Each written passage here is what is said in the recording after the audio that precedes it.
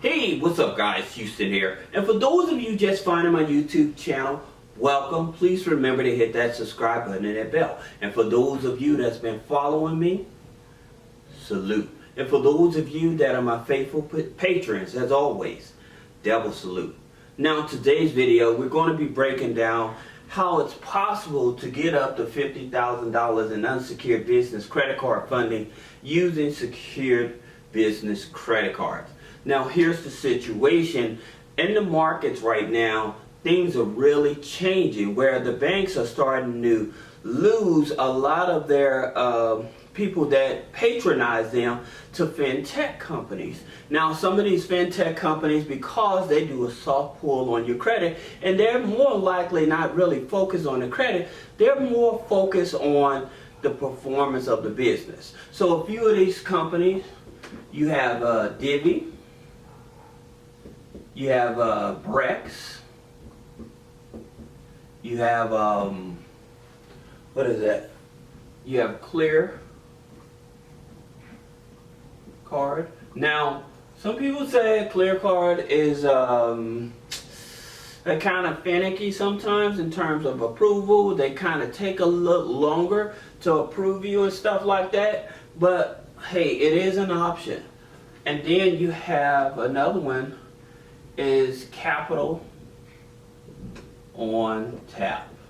Okay, and CapitalOne Tap just gave one of our clients $20,000 with a new corporation.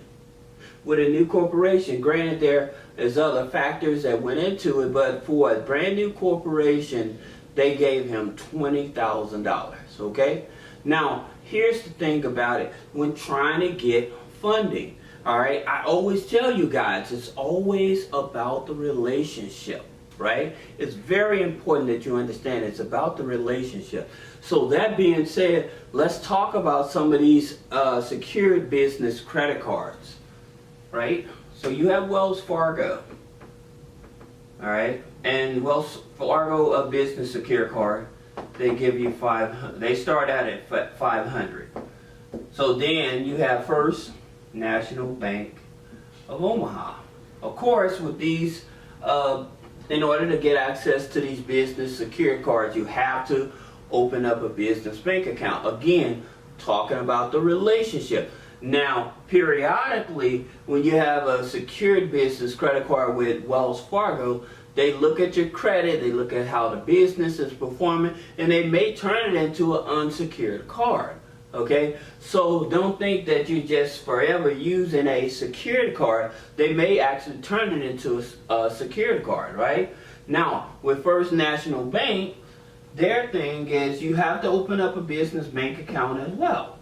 And right now, First National Bank, they're trying to step up their game in terms of helping small business owners as well. So that's the reason they now have a secured business credit card.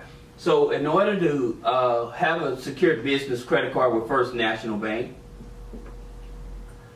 it's $2,000 up to $100,000. Okay, that's for their secured business credit card.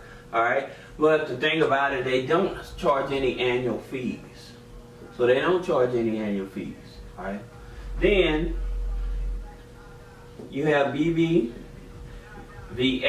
Now with BBVA, they have been merging with another financial institution, okay? However, they still have their BBVA Business Compass card still out in the market, okay? And it is a secured card, and so they have unsecured and secured cards. So the secured cards start at $500, all right?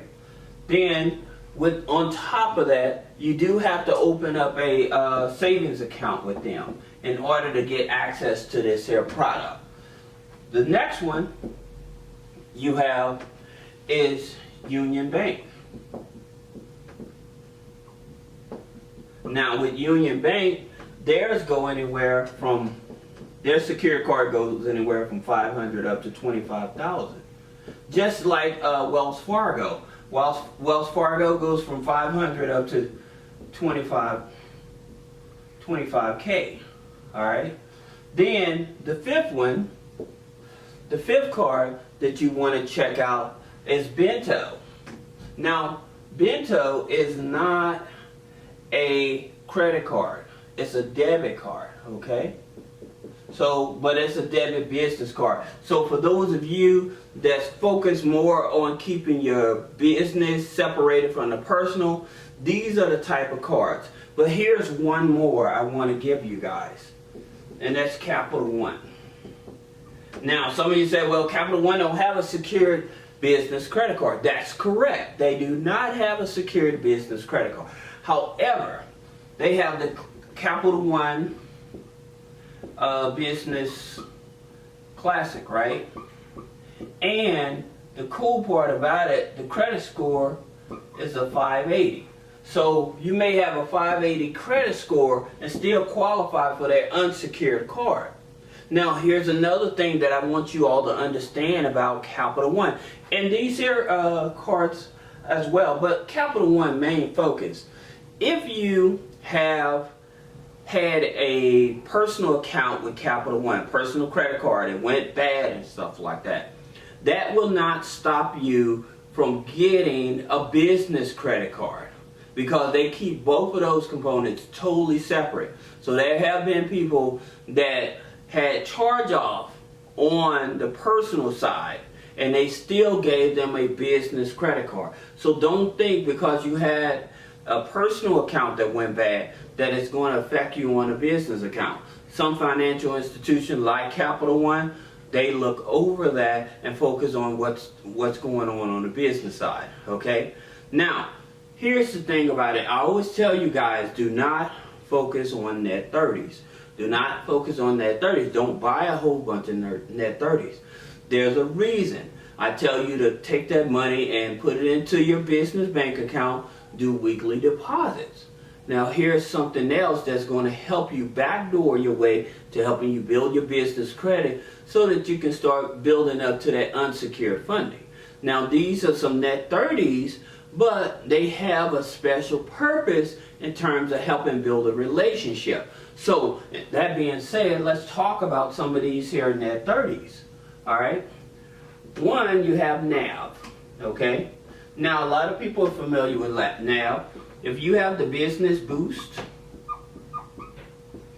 or the Business Loan Builder from NAV, okay, their situation is they will report to Experian, Equifax, and Dun & Bradstreet, right? But you have to have either of those. So I'll put a link below so that you can get access to NAV, because NAV will also give you your Experian personal credit score as well, all right? So that's the thing about it. They have a product that not only lets you help manage your credit, but also that product helps you build your business credit as well.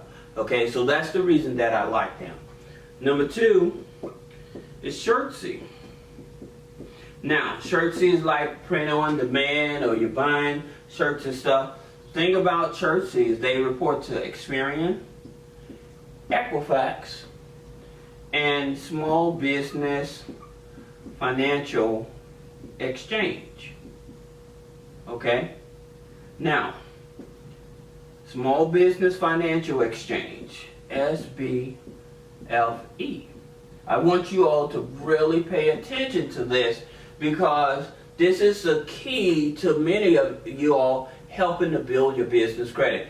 Experian, Equifax, Small Business Financial Exchange. This here is more important than Dun & Bradstreet. That credit bureau is more vital to you getting business funding than Dun & Bradstreet. That's another reason I tell you, you don't need a whole lot of net 30s. Okay? Now, I'm not saying that Dun & Bradstreet is not important, but in terms of when you're trying to get funding, these here credit bureaus here, they take precedence over Dun & Bradstreet. Okay? Now, you have Shirtsy, then you have Crown Office Supply, okay? And for those of you that may have already purchased or invested in some of these net 30s or whatever, put a comment below. Have you noticed a change in your business credit score?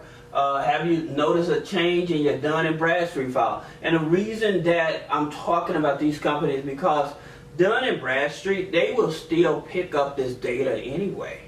So that's the reason I tell you, you don't have to focus on the Dun & Bradstreet Paydex score and stuff like that. Focus on what I'm telling you in terms of strategy. This will help you get more funding because it's going to make sense. And that's the reason the Small Business Financial Exchange is going to make sense, because I'm going to explain to you why it's so important. Okay? Now, what you would have to have, a EIN and a DUNS number, right? You have to have an EIN and a DUNS number. But here's the thing about it. You don't have to pay for that DUNS number. You can actually get that DUNS number for free, okay? Now, as a matter of fact, when you have at least 4 trades showing up on your business credit file, then that'll create a DUNS number for you that way as well. But the main thing is you don't have to purchase Dun & Bradstreet credit builder products in order to generate a DUNS number. Alright, so just keep that in mind.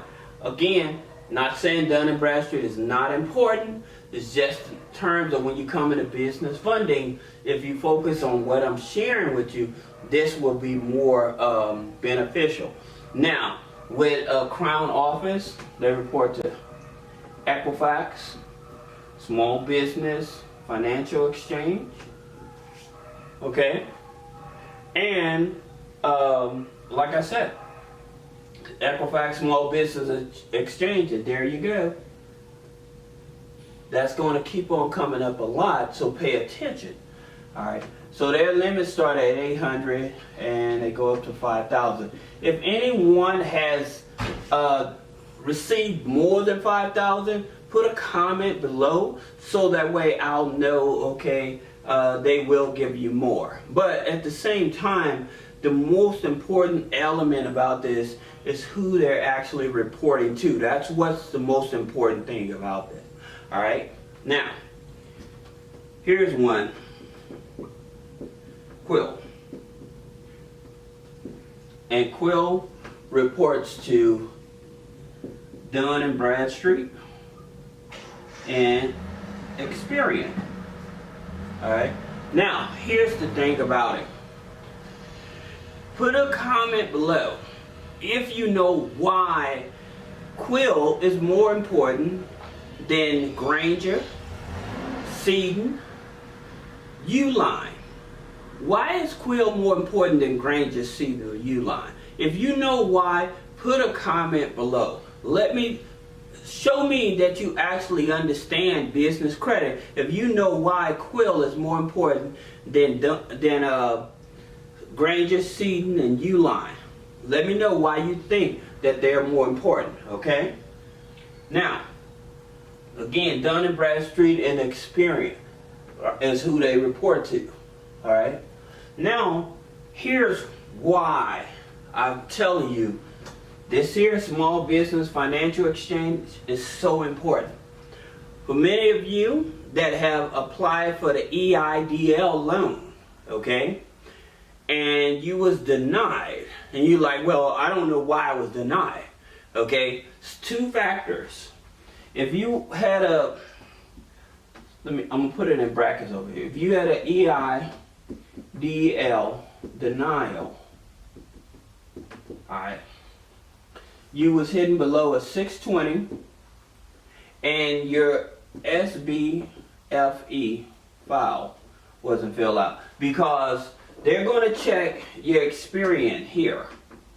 So they'll check your, when you're trying to get the EIDL loan, they check your Experian here, okay? And so it has to be at least a 620.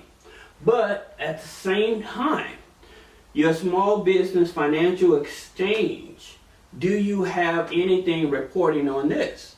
This also plays a factor.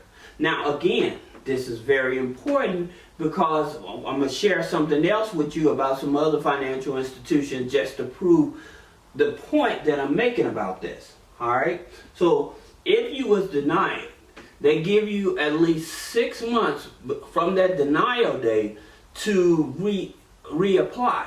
So if you're able to get your credit score above a 620 and build up your small business financial exchange file, then you would have a higher chance of being approved. Okay? And for some of you all that did get approved for the EIDL loan, not talking about the grant, but the loan, then you may want to log into your system and see if you have that word increase. So that way you can petition to get an increase in your EIDL. Okay? So that's something I wanted you all to be aware of. Now, let's talk about some of these other financial institutions. You have Amex. Now, Amex, they don't report to Dun & Bradstreet. They don't report to Equifax. They don't report to Experian. Who do they report to? Small Business Financial Exchange. That's who they report to. So if you're trying to get a credit card, business credit card and stuff with American Express, then this is why you need these type of net 30s, certain net 30s in order to help you get approved. Alright? Not saying that's the only factor. As a matter of fact, I did make a video talking about how to build a relationship with American Express. Especially now with American Express, they offer business bank accounts. They offer the savings accounts and business bank accounts. I think I'll just make another video, updated video, to actually help you all understand the whole relationship of American Express. But it's very important because, again, they look at your small business financial exchange file to see what's going on, right? There's other things that's with Amex that'll help you understand, so I'll just make a more updated video to help you. Now, number 2, BOFA, Bank of America. They don't report to Dun & Bradstreet. They don't report to Experian. They don't report to Equifax. They report to Small Business Financial Exchange. So this is why, again, you need to understand you don't have to get all of these net 30s. You having 7, 10, 15, 20 net 30s and still don't get any funding. But again, now you know why. Because the relationship in terms of who they're reporting to, as well as building a relationship with the financial institutions, are not connecting. So it's making it harder for you to get funding because, yeah, you have all these trades, but it's not leading to funding because you may not have the right net 30s or net 15s on your business credit file. Okay? So that's the reason for that. Let's talk about Chase Bank. Now, with Chase Bank, we know that, hey, if you got at least a 660 credit score, you have a higher chance of getting a business credit card with them. Now, in terms of who they report to Experian, Equifax, Small Business Financial Exchange. You see what I mean about why it's so important? All 3 of these financial institutions are reporting to the same credit bureaus. Then you have U.S. Bank.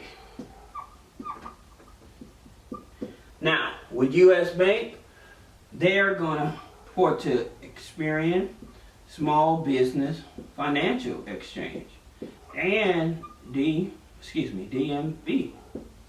All right? But again, if you have at least this here, that file built up, again, you have a higher chance of being approved. So I would tell you all, don't focus on a paydex score. Don't focus on your DUNS number. Those are 2 different things people don't know. People, when they talk about, well, I got a 100 paydex score, that's not the same thing as your DUNS number, in which I'll go more in detail about, because I think if people knew the difference, they'll have a better understanding. Now, but they report to Experian, Small Business Financial Exchange, Dun & Bradstreet, but they'll pull your TransUnion personal credit file to approve you. So they're going to look at your personal credit file as well.